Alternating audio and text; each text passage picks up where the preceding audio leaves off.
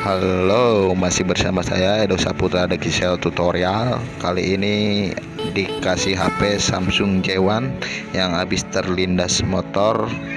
Kata yang punyanya, lumayan namanya juga dikasih. Kita kerjakan saja biar sampai rapi seperti baru. Cekidot.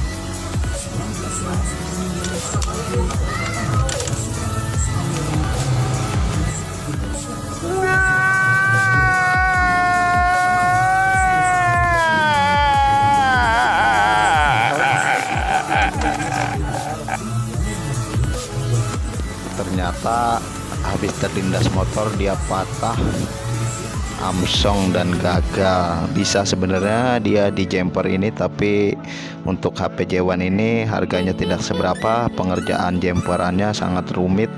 Bisa saja di jumper casannya dan mic teleponnya yang rusak karena akibat patah. Ternyata gagal. Tidak semua servis itu selalu berhasil. Contoh seperti ini gagal.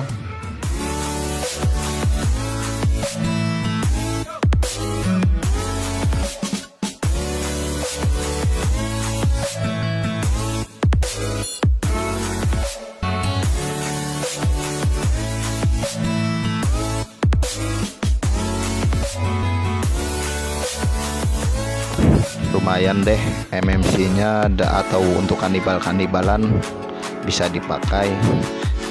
Namanya juga HP dikasih, syukurin saja. Alhamdulillah. Salam saya Tutorial The Gisel.